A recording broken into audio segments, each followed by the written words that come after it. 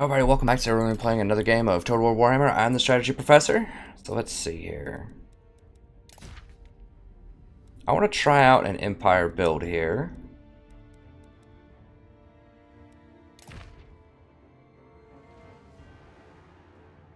And we'll see how this goes.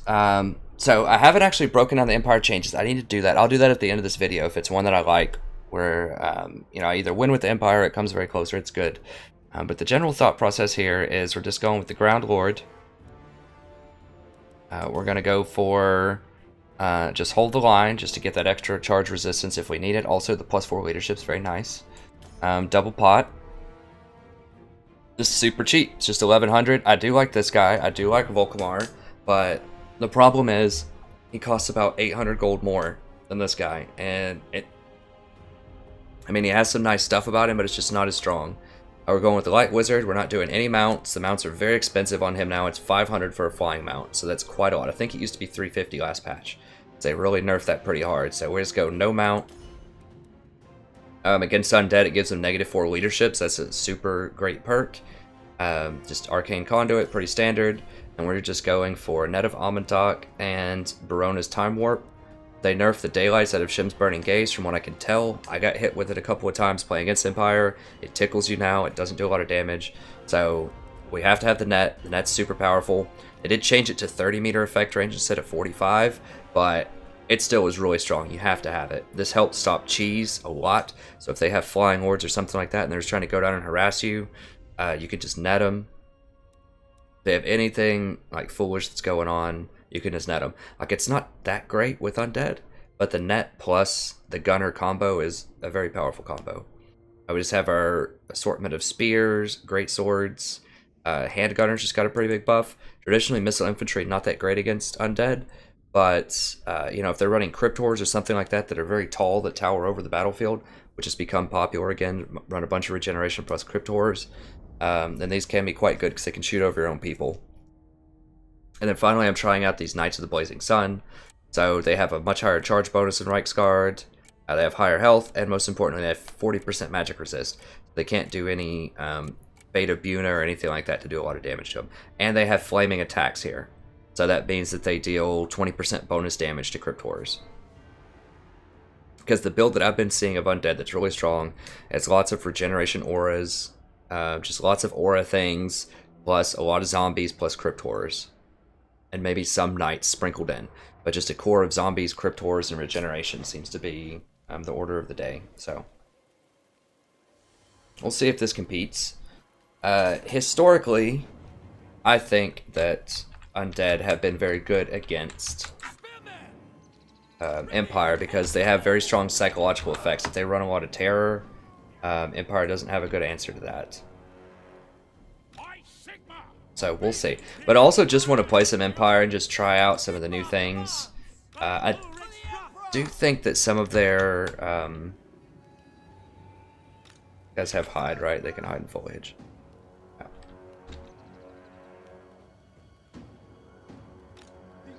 I do think that people are running less of those terror effects right now. So I'm hoping that people seem to be backing out of the Karen Wraith type of builds. And also, what am I gonna say? I don't remember.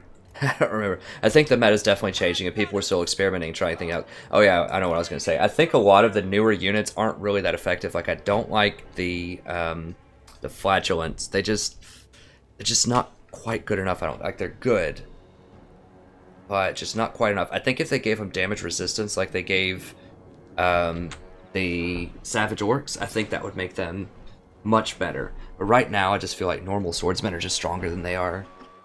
It's just really hard to build around them. These guys, I want to try out. It remains to be seen, but I think these can actually be pretty powerful. What do we have here? Black Knights, not Death Knights, so I can beat those up. Graveguard with great weapons, Graveguard. Okay, lots of Graveguard. I should be able to match those up. Now, this is a great net target if he gets those flying things close to me.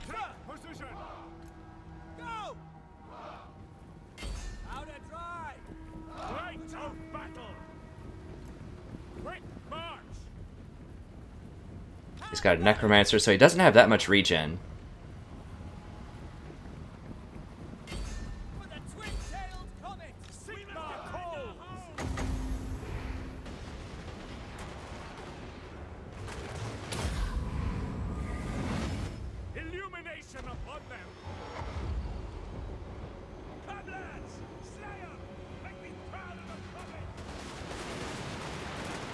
I do a little firing squad action here. Who is that? Oh, it's Vlad. Okay, so he'll probably regenerate through that. We'll see. Our steeds are restless. For the Emperor! Taking position! My Ulrich, sir! Prepare for combat! Sigma calls! And I know some people have asked me, oh, well, why don't you, like, double tap or whatever instead of running? Well, the problem is, you see how long do you hear the clicks? How long it takes to register the double tap? It's too long.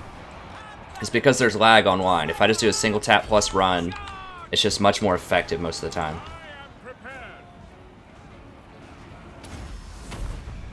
See if I can get one more net in here. I don't pop this.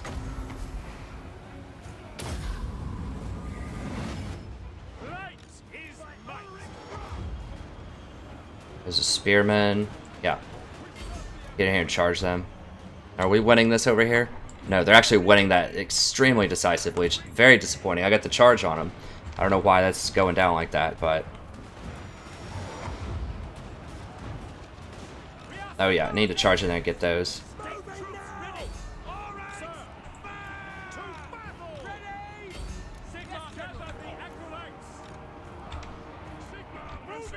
Run. Yeah, these things don't seem that great. Or at least they... Not against Black Knights. Not against Black Knights. Okay, let's... Guys, get down here and deal with this. Help me out here. Charge those things in the back. Yeah, right there. Right there.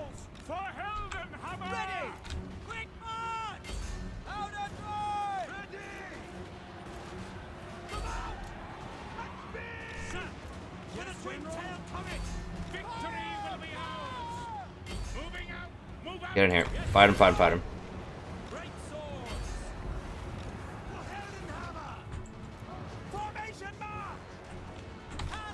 Yes, General. Understood. Ready.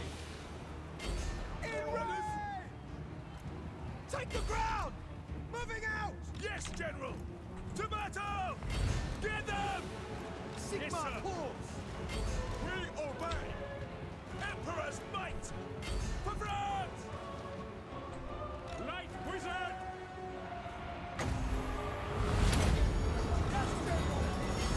Illumination upon them. We serve the Emperor. Handgunners. Alright, so he's forgotten about these over here, so I'm just kind of free firing on those. For Heldenhammer. Raise your weapons. Ready. Moving now. Handgunners. For the Warhammer. Shoot them. Yes, General. Alright, let's back out here. Let's recharge. Quick march. Get a second charge going in here. Sigma calls. In range. God, guys! Breaking fire! Why is nobody firing? Handgunners. For the Emperor. Fire. Send us out. By your command. For the Emperor. Our steeds are restless. Sigma preserve us. The winds blow strong. Sir. Light yes, sir. Is might. Sigma preserver. Handgunners. At speed. Yes, sir. Quickly. I command here. Quick march. Sigma call. To battle. Jeez, are my guys like actually not fighting here? They're literally just standing there. Handgunners. For the Emperor endures. Soldiers of the Empire. Light is Jesus, are you guys serious right now? the Heldenhammer. We obey. Yes. Prepare for combat. Yes, General. Ready. Send us out. Alright, get down here. Let's get in here and fire. Conditions acceptable. Yes. See to it.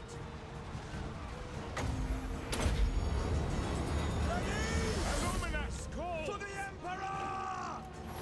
Sigma, preserve. There are people that are rallied back yet? Yeah, these guys are rallied back. Let's get over here. Fire into their back.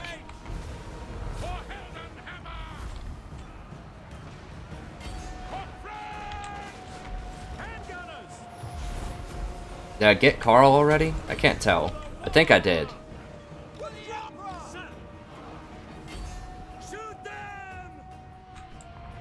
These guys are back. Get in here. I thought I already clicked these guys. These different guys from what was going on before.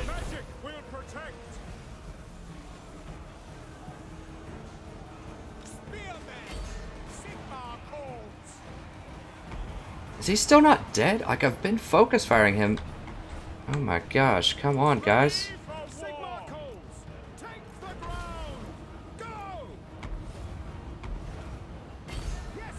Like, legit, you're not able to fire into him?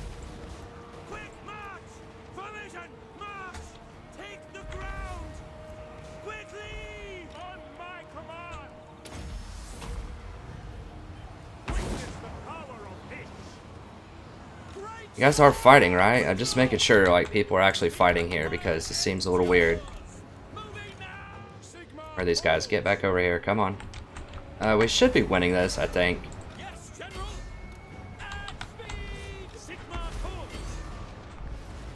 I guess just fire on everything except for Vlad, since I guess we can't shoot at him.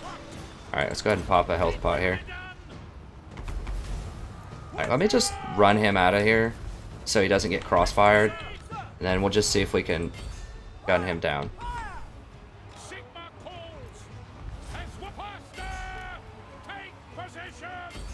Alright, yeah, let's go over here and, yeah, let's stomp that. Okay, yeah, he's done. Okay, so that was pretty sloppy. So the gunner is very impressive. I think they're going to have killed a lot of things. Those knights, less so. Yeah. Here's the deal. I mean, these things should have about the same. Oh, that was Vlad. I thought that was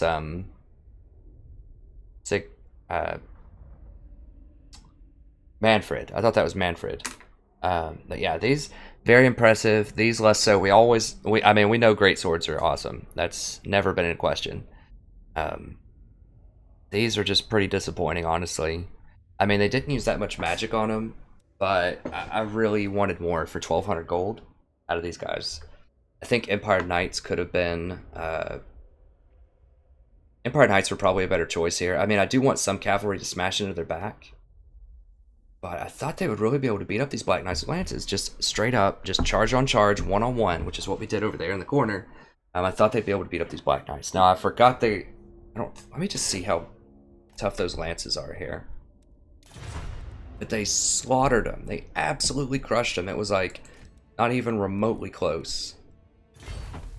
Let me see. Okay, so these things with lances.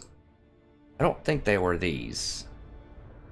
I don't believe. I'd have to go back and watch the replay to see. But I don't think they were the special ones. I think they're just these normal with lances. So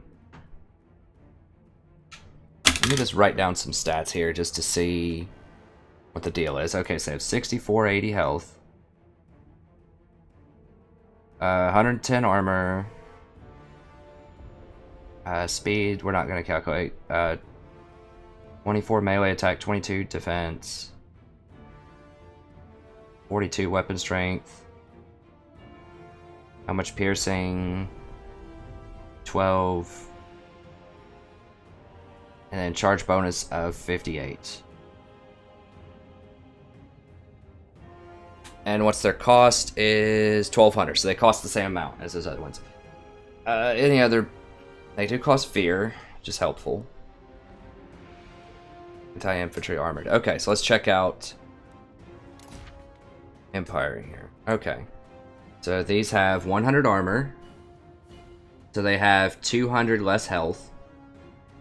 240 less health. 10 less armor. I didn't look at the leadership, but I assume it's probably pretty close on leadership, probably pretty close on speed. 40 melee attack, so they have 16 more melee attack. Uh, 20 less. No, same defense. Same defense, 22. 16 more attack. 42 damage is the same, with 12 piercing, the exact same. Charge bonus is 76, so that's 18 more charge bonus for these. So these on paper look like they should absolutely crush those over there. I mean, I've got 50% more melee attack. Basically, more than 50% more melee attack. I have, what, about a fourth? A little bit more than 25% more charge bonus. Deal flaming attacks, which I don't think... it's not going to matter against them. But yeah, they have a slight bit more armor. They have 10 more armor, and they have 200 more health. But I have 18 more charge bonus and 16 more melee attack. So I should crush them. Like, I think it was right for me to go one-on-one there. So I should have crushed them. I don't know what happened. I'd have to go back and watch the replay, but it wasn't even close. It was an absolute slaughter. And I know I sent mine towards them with a charge, and I don't even know if he sent his towards me. But I know mine would have definitely charged into him. So I'd have to go watch the replay to see. But overall, I think that was a pretty strong strategy. Maybe just run some Empire Knights instead. Empire Knights, you can see here, have 28 less charge bonus. They have 12 less weapon strength. 14 less attack. They don't do flaming attacks. They have less speed, less armor, and way less health. I mean, I think these are still way better on paper. Also, they get that 40% magic resistance. So, I think these are way better on paper. If you look at them versus Reiksguard, the Reiksguard have 20 more armor, which is good. Same health, but they have less speed, less melee attack, a lot less melee attack, way less charge bonus, and less weapon strength. So unless you want a little bit of armor and defense, I would highly recommend going these over these. Now, these are kind of a different story. They're pretty good. They're immune to psychology, and you get, once again, just defense. Like, I don't think you want heavily defense cavalry. You want to just get in there, have a massive charge bonus, and just cause a huge shock. Like, yeah, if they can stick in there and fight, that's cool, but ideally with cavalry, you want to be cycling charges. So, you know, it's okay. It's okay. But, I don't know. I still think these guys are the answer, and I just somehow misused them right there. That's the only thing I can think of, is I just didn't use them correctly. Now, he did have a lot of spears on the main line, so that's why they were just kind of getting cut up a bit in that main line there, because they actually had a lot of spearmen, which is pretty rare. Undead doesn't usually run a lot of skeleton spearmen, but it worked out very well for him there. That was a pretty good army composition. I'll give him props. I think that was a good fight. So what do I think about the new Empire? So really quickly, I said if I was going to post this video, I would do it in the post-game. A lot of times I do it in the pre-game, but I'm going to do it in the post-game here really quick. What I think about all the new changes, what's going on. So, I explained a little bit of this in the select, but I didn't go through a lot of it. So, I think you're just best served by going a general, normal general, horse. Get rid of all this. It just costs too much. And then this is good, though, because it gives everybody 4 leadership. It's pretty cheap, I think, 79. And you get 100% charge resistance. Now, I think that's only if you're standing still. I'm not 100% about that. If it's while you're moving, it's probably overpowered. But I think it's while you're standing still, you get that charge resist. But still, pretty good. I mean, I would pay that just for the leadership. So, it helps out a lot. And then just a couple of pots. You know, I don't want to abuse the pot system too much, but it's really important to have those on your core lord at least, because just don't want to get sniped out. Like, there's sniping is still very possible. Watch my last, well, I won't spoil it, but I'll just say in some games I've released recently, it still is a problem, so you just have to have the potions to protect against that. I do like the Archlector. I think you can throw him on a horse. He's decent. So he has some nice stuff. That extra +8 to leadership is phenomenal. This is okay, but not really worth the cost, probably. Once again, same deal. Kind of good. Probably not worth the cost. I mean, the damage reduction for 22 seconds is great. 45-second cooldown's okay, so I guess we can keep that in there.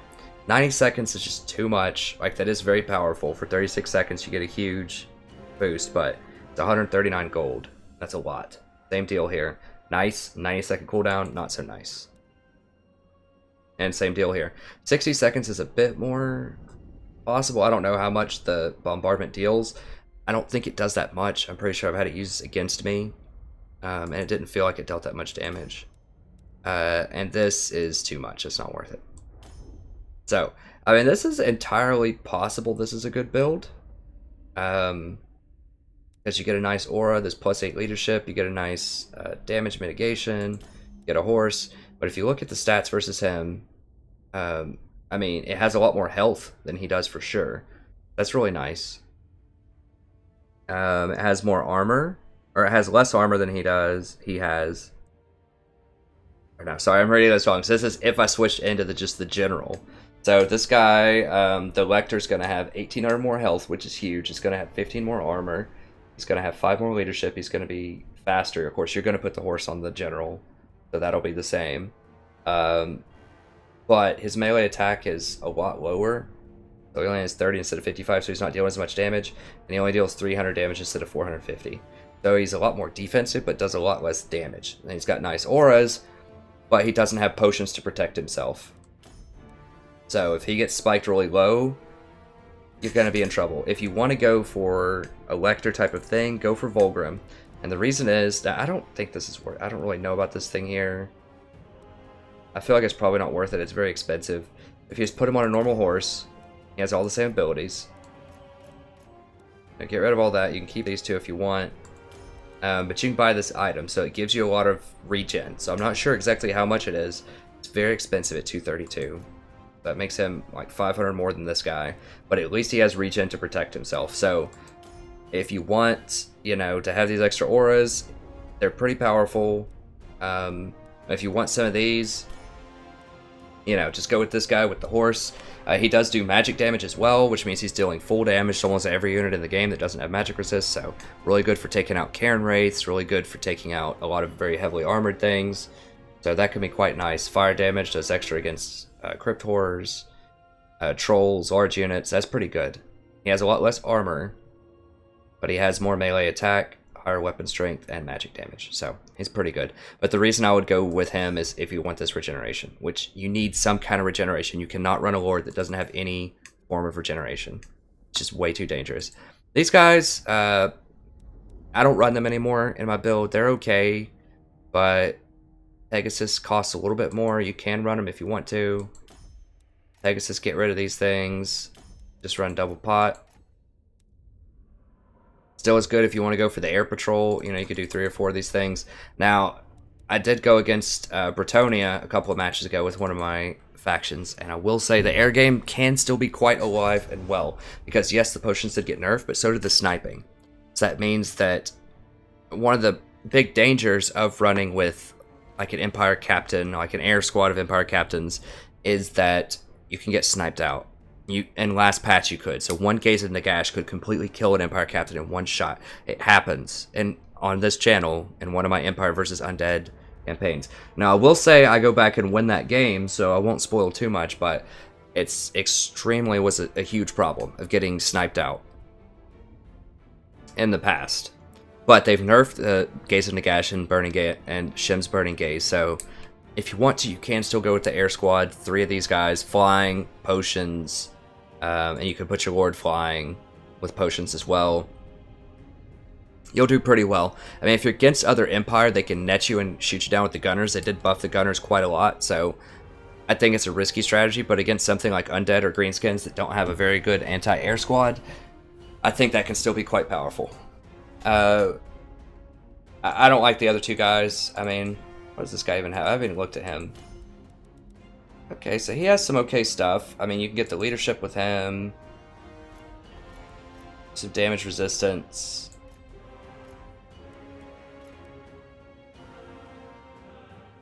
It's looking, yeah, I mean, it's okay. You can get a recharge.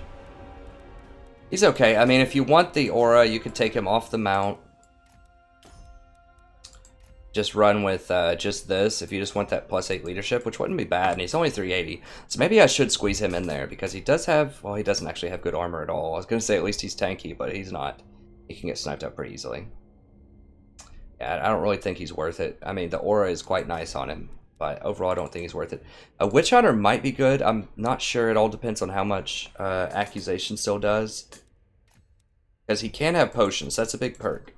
So, you know, maybe I'll try a Witch Hunter here in one of these games. He does give you a little bit more range. It helps you take out Flying Lords. He does heavy missile penetration damage.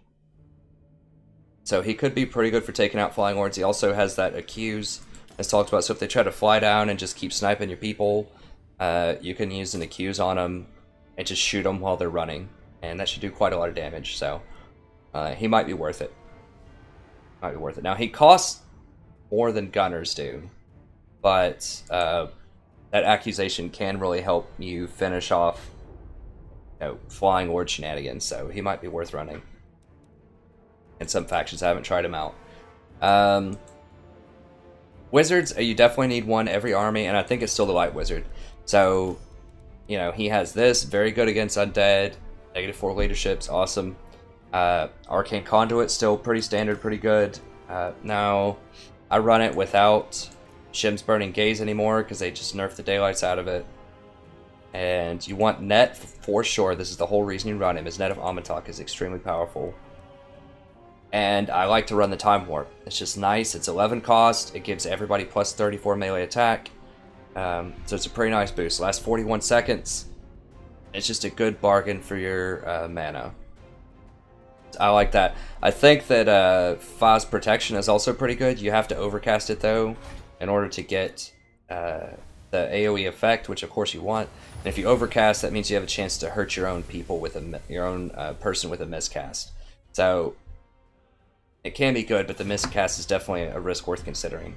It usually takes off about a quarter of your health or so if you miscast, so it's pretty dangerous. So I just usually run these two, 850, pretty competitive price. If you want, you can also throw a Scroll of Power on there. I like that. That way, as soon as you finish one net, as soon as it, you know, runs off cooldown, then you can immediately go and cast another one. If you just want to keep them netted, keep shooting them like I did in this game. So it's pretty good. Other options are okay. I mean, you can get an Amber Wizard or a Manticore with this guy if you want to. And he can ride an Imperial Griffin as well. I don't think the other ones can ride something like that. No. He's the only one that can ride an Imperial Griffin. So if you want that, you can have it. You know, it would make him a pretty decent fighter if he did that, so... You know, if you have some extra cash, you want to try it out, it could be worth it. It's really hard to snipe him. He doesn't have healing potions, though, so... It's a problem. His spells are okay. The problem is they just cost a little bit too much for what they do. I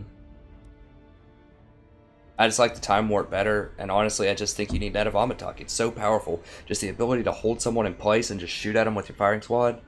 Extremely strong. I've also seen combos where people do Net of Amyntok and combo that up with something like a Luminarch, or even this upgraded Super Luminarch. It comes with a net attached to it.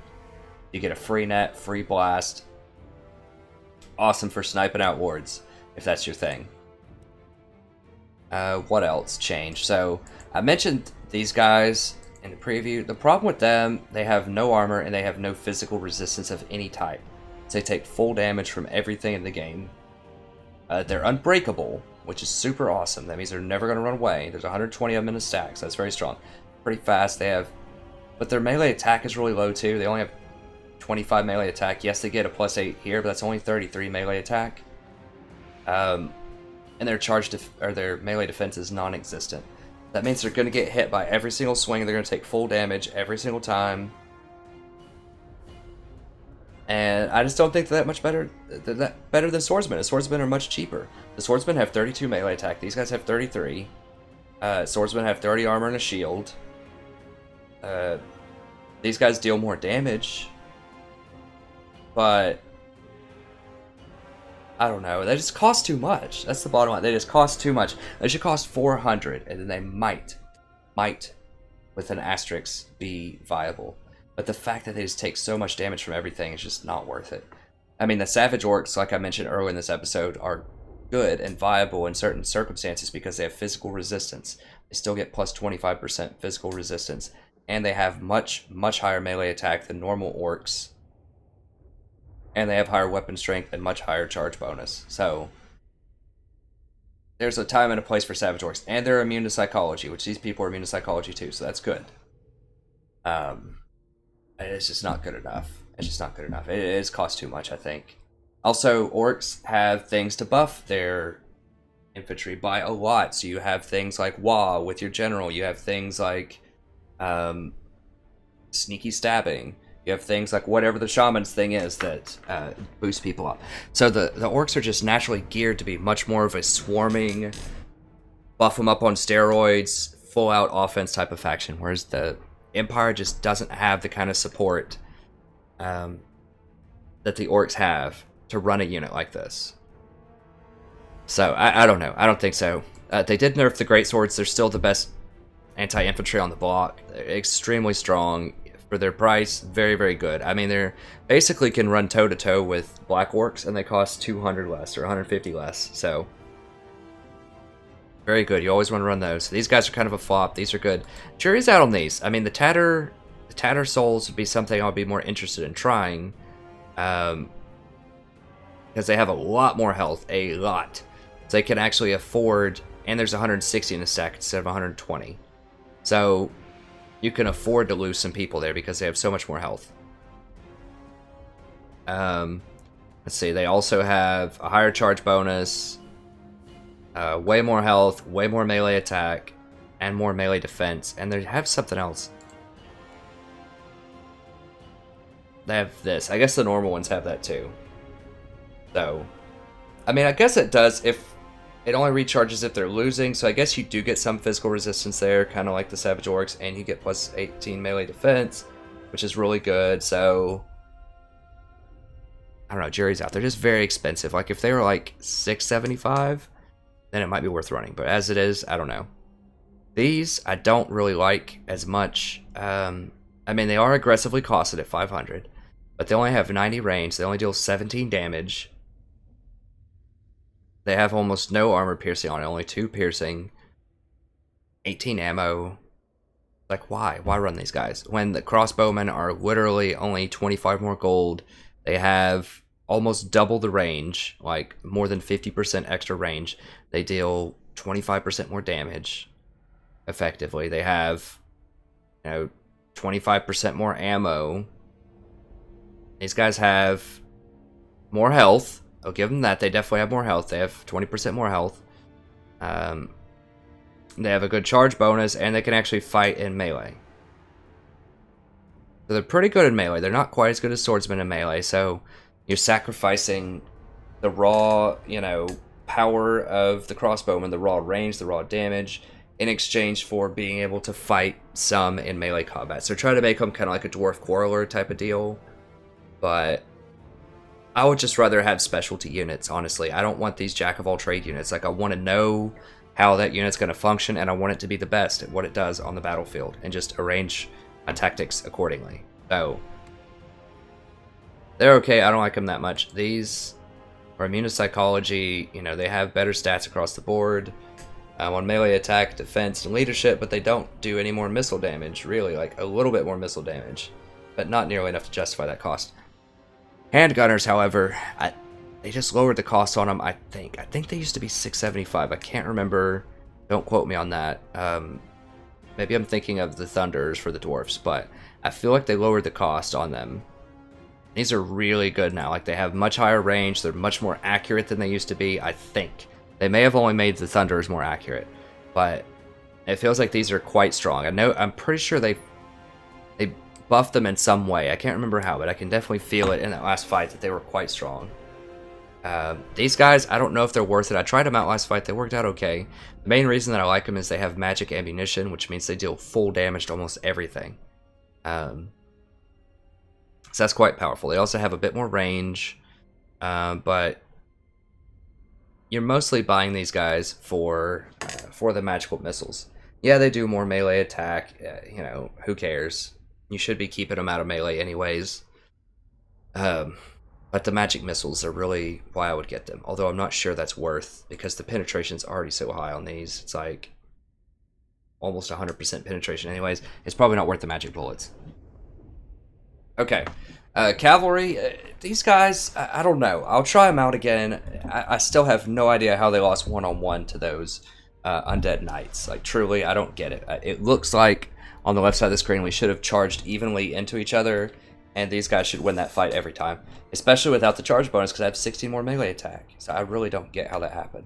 But where they weren't charging into the back of or where they weren't charging into those other infantry, or cavalry rather, sorry, when they were just fighting the Vargeist, they looked awesome. When they charged into the back of the infantry line, they looked pretty awesome. I needed to cycle those charges a little better, but so jury's out. I think they have potential. I think they're better. They're outright better than Reichsguard in the vast majority of situations.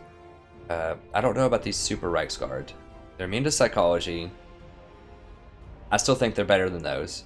They're better than Empire Knights across the board, even for the cost, I think. I think. It's tough. It's tough. These Empire Knights are a very good bargain, but I think that these are way better. Do they have a much higher charge bonus? Demigriffs, you know, I'm not really sure. They've been nerfed really hard in past patches. They are very strong. There's only 24 in a stack, so it's remember, you know, when you look at these numbers, that these have 2.5 times as many units in them. So they're going to be dealing 2.5 times as much damage, most likely. This looks nice. It's like, yeah, it has a 46 charge bonus and, you know, 56 plus 30 against large, so it's going to be doing 86 to large things. It has a lot of piercing, and that is really good. But, you know, it's important to keep in mind it also costs 25% more than these. There's 2.5 times as many of these in a stack. These have a higher charge bonus. You know, now, Demigriffs have a lot more piercing damage. So, I don't know. I don't know. Jury's out on these. I haven't really been running Demigriffs lately, but they can still be really good. These are obviously quite good, although how much better are they than these? 11 more melee attack, and they cause terror, basically. Is that worth an extra 20% cost? I don't know. I'm skeptical. I'm skeptical. Outriders are quite good. I have used them in the past. Before this patch, I think they're pretty good against undead.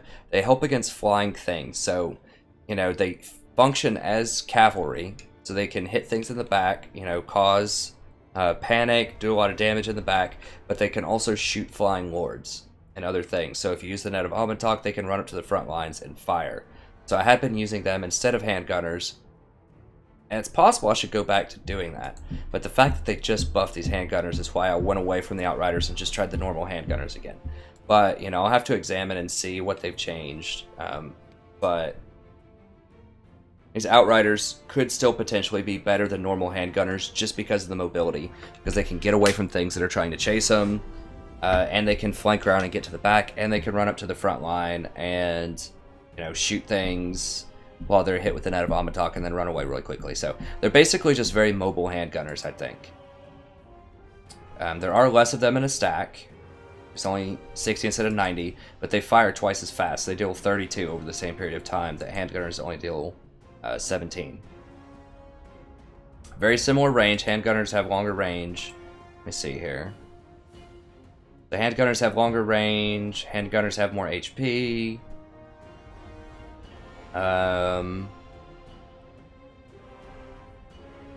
Outriders have more ammo.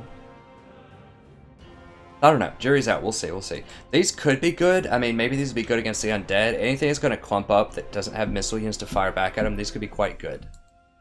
They're very short range, but they deal massive AoE damage. So against just, if you need to mow down a bunch of zombies or skeletons or something, these could potentially be quite good. So I might want to try one out the next time I fight against undead. These might be pretty strong.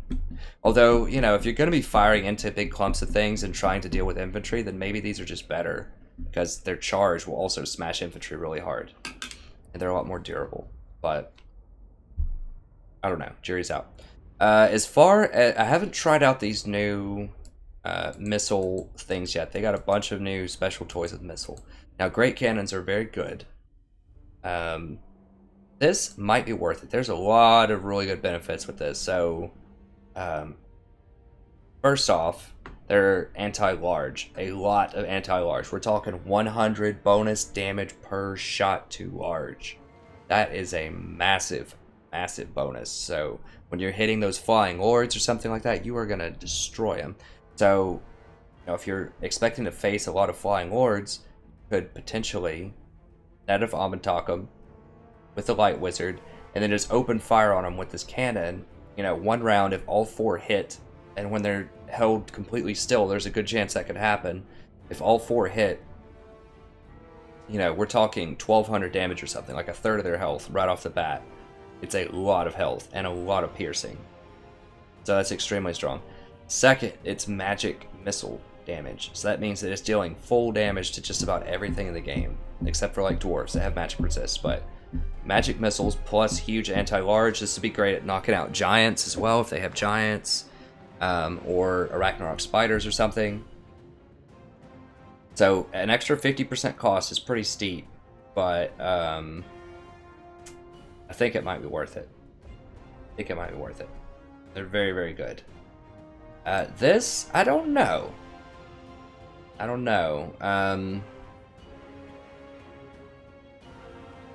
haven't really looked, so it does a lot more damage, like 50% more damage. It has more ammo, it has flaming rounds, so it deals a lot to regenerating things.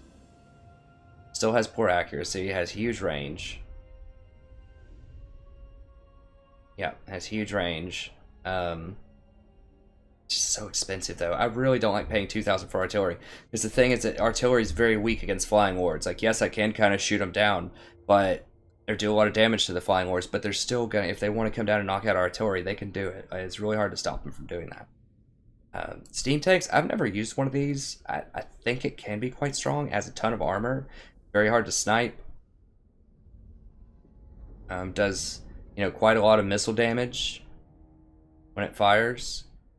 You know, does a lot of weapon damage, can activate in melee and do a lot of damage. The only problem is it's huge, and yes, it has a lot of armor, but if they focus this with handgunners or thunders or something, it'll melt very, very quickly, and it's very expensive, so I think it's too much of a gamble. So I would say if you want to use artillery, I would say use that against things that have very good missile infantry, like Empire and Dwarves, and just go with a cannon, and maybe this hammer of witches, so maybe one normal cannon and one hammer of witches. Especially if it's against Empire, I would get one of these, because when you net things, like flying lords in particular, if they're trying to abuse you with flying lords, you can just net them and just light them up with this. I mean, you can light them up with a Luminarch also, if you want to try to snipe out lords, but if all 4 of these things hit a netted target, it's going to deal just as much as this Luminarch, most likely, and you know, this costs about half the price. So I don't know. You can decide. I'm not a huge fan of the Luminarch. I think it's kind of a one-trick pony. Like, yes, you can really destroy their lords if you hit them with it. So if you net them and shoot them with one of these, it could be really good. I think if you're going to go Luminarch, definitely go for this one, the bonus one, just because it comes with a free net of Amantok. And it also has Encourage. So if your lord falls, it gives a lot of extra leadership. But yeah, I think the extra 125 is definitely worth having a built-in net of Amantok. But just for the record, I do think it's too expensive to run most of the time. But if you want to try it out, go for the upgraded version. Okay, I think this is going to be it for my Empire rundown. Hopefully you enjoyed this.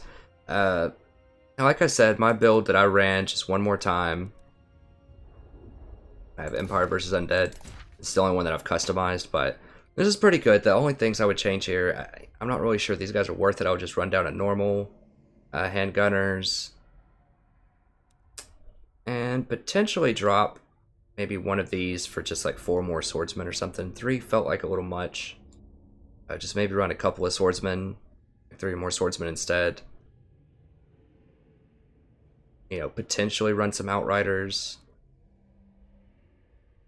But yeah, I think just drop one of these. Or you could even drop this guy. Let me say, drop this guy, drop this guy. Let's run like 2 more great swords. I mean, that right there, I think I'm gonna go ahead and save that, and then I need to add something else in there just to, you know, balance stuff out. But something like that, I feel like would be really good. The Empire is good. Great swords have pretty good leadership too, so against fear and terror, they're kind of resistant against that. Yeah, I mean, great swords just hack their way through. They just obliterate undead infantry, and this should help out around the edges. Maybe even, I mean, you could get rid of one of these and run like, maybe get rid of something over here. I don't know what. Yeah, I'll tinker around with it and see. But I think this is pretty close to what you want to do. Just really heavy great swords, some handgunners, and a couple of these Knights of the Blazing Sun just to be able to flank around from behind. And then there's a couple of Spearmen in case they have some large stuff like Blood Knights, or in case they have a huge flying lord and they're trying to snipe your lord or something like that. Just something to tie them up. They didn't do great in the last battle, but you just kind of want some of these mixed in there somewhere. So, thank you very much. It's going to be it for this episode. It's a bit longer than usual, but I just wanted to break down what I thought of the Empire at the time. There still is quite a lot of versatility. I think your go-to pieces are just going to be, you know, at least 4 great swords, some handgunners, plus Net of Amatak with the Light Wizard, some version of a Lord. I like just the cheapest Lord you can get with potions, and then a couple other things sprinkled in. I do think this is probably the best cavalry at the moment. I still like Outriders and potentially Outriders with grenade launchers, and I think that artillery is appropriate against most factions, maybe 2 cannons or something like that. Not undead because they don't have missile infantry, but against a lot of other factions, it will have missile infantry. I think this is a pretty good way to go. So thank you very much. It's going to be it for this episode. If you enjoyed this, please check out the rest of the content on the channel. We have lots of great multiplayer battles. We have lots of good legendary campaigns. If you watch a ton of content on this channel, let's say you watch maybe 5 or 10 videos and you really enjoy it, consider liking, subscribing, telling your friends. Just anything you can do to interact with the channel helps me out a ton because I'm still a new channel trying to grow. Just get the word out there that this is just a good place for deep strategic thinking, learning how to play a better game, and I hope just good entertainment. You know, by explaining what's going on and the different decisions, I think it makes for a much better viewing experience as well. So, thank you very much. Have a wonderful evening, and I look forward to seeing you next time.